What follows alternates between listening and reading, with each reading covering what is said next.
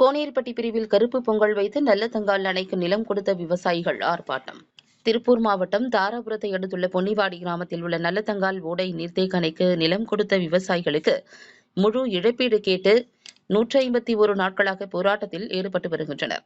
இந்த நிலையில் விவசாயிகளின் முக்கிய விழாக்களில் ஒன்றான பொங்கல் விழாவினையொட்டி போராட்ட பந்தலில் இன்று கருப்பு பொங்கல் வைத்து ஆர்ப்பாட்டத்தில் ஈடுபட்டனர்.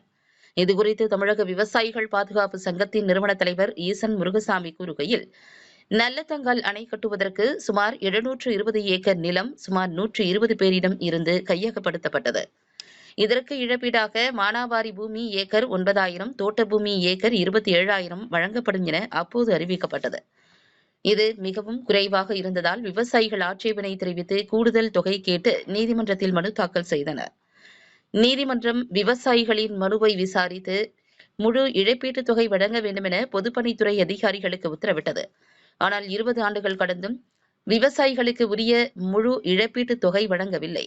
இதனால் ஏமாற்றமடைந்த விவசாயிகள் பொன்னிவாடி கிராமம் கோனேரிப்பட்டி பிரிவு பகுதியில் பந்தல் அமைத்து கடந்த 151 நாட்களாக போராட்டத்தில் ஈடுபட்டு வருகின்றனர்.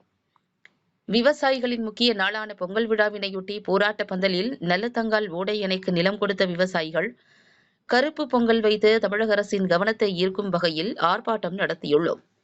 மேலும் வருகின்ற நாடாளுமன்ற தேர்தலுக்குள் விவசாயிகளுக்கு முழு இழப்பீட்டுத் தொகை வழங்க நடவடிக்கை எடுக்கவில்லை என்றால் தேர்தலை புறக்கணிக்கப் போவதாக அறிவிக்கிறோம் என்று அவர் தெரிவித்தார். விவசாயிகளையும் விவசாயத்தையும் காப்பதற்காக தமிழ்நாட்டிலே தொன்று தொட்டு பல நூற்றாண்டுகளாக தை திருநாளையும் தமிழ் புத்தாண்டையும் பொங்கலையும் நாம் கொண்டாடி வருகிறோம். ஆனால் இன்னொரு பக்கம் மிக கடுமையான வரலாற்று சோகமும் இங்கே விவசாயிகளுக்கு நடந்து கொண்டிருக்கிறது.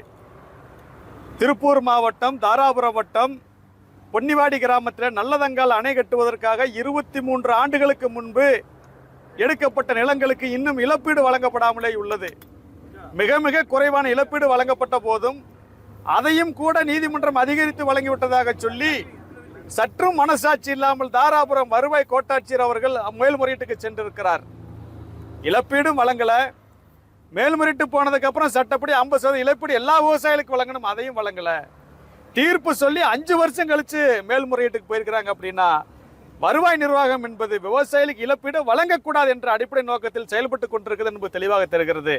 எனவே பாதிக்கப்பட்ட விவசாயிகள் சார்பாக தமிழ்நாடு அரசு 20 வருஷம் போச்சு, இந்த வருஷத்துக்குள்ளேயாவது இழப்பீடு வழங்க வேண்டும் என்று சொல்லி இன்று நாங்கள் கோரிக்கை பொங்கலை வைத்திருக்கிறோம்.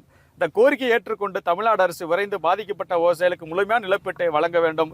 இல்லையேல் வரக்கூடிய தேர்தல் நேரத்தில் நாங்கள் தேர்தல் புறக்கணிப்பு உள்ளிட்ட நடவடிக்கைகளை முன்னெடுப்போம் எனவும் கடுமையான போராட்டங்களை முன்னெடுப்போம் என அரசியல் கட்சிகளுக்கும் நாங்கள் தெளிவுபடுத்தி தெரிவித்துக் கொள்கிறோம்.